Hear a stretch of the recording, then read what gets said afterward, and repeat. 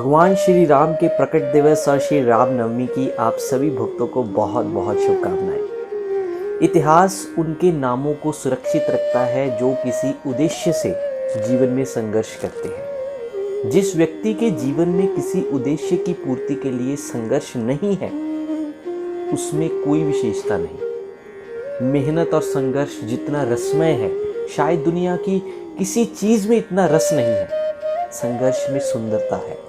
सीधे रास्ते पर चलते हुए इंसान ऊब जाता है, लेकिन पहाड़ों पर इधर उधर रास्तों से होते हुए चलना उसमें उल्लास भर देता है। जीवन में अगर विजय पानी है तो मुश्किलों से घबराने की बजाय उसके साथ सीधा टकरा जाओ। नदी के बहने का संगीत कैसे पैदा होता है? जब उसके रास्तों में आने वाले पत्थरों से वो सीधा टकराती है। उसके रास्ते में आने वाले पत्थर ही उसके प्रवाह में संगीत उत्पन्न करते हैं।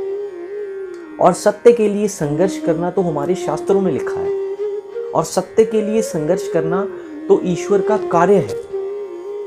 स्वार्थी लोगों के लिए संघर्ष कष्टदायक होता है, लेकिन आदर्शवान और महापुरुष के लिए संघर्ष उन्हें सुख और परमानंद देता है। यदि भगवान श्री राम के मन में सत्ता संभालने का लालच होता तो उन्हें अपनी माता कैकेयी के निर्णय पर रोष होता, लेकिन श्री राम ने कैकेयी को कभी भी दोष नहीं दिया और उनके निर्णय का सम्मान करते हुए वनवास के लिए निकल गए।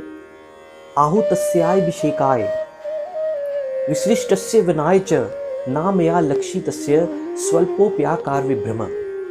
सुमंत्र ने श्री राम को वन में छोड़कर अयोध्या लौटने पर दशरथ जी से कहा कि मैंने श्री राम के राज तिलक के लिए बुलाए जाने पर तथा उस समय वनवास की आज्ञा सुनने पर उनके चेहरे, उनके व्यवहार और मन में जरा सा भी परिवर्तन नहीं देखा। और आजकल तो छोटी छोटी बातों पर लोग आपस में लड़ने लगते हैं, युद्ध होने लगते हैं। आप साफ देख सकते हैं कि कैसे कैकेयी की कठोरता श्री राम के लिए वरदान बन गई और कैकेयी की वजह से ही दशरथ पुत्र श्री राम को पतित पावन और मर्यादा पुरुषोत्तम राम बनने का अवसर मिला। कैकेयी ऐसी परिस्थिति का कारण बन गई जिसमें श्री राम का चरित्र उज्जवल होकर चमक उठा।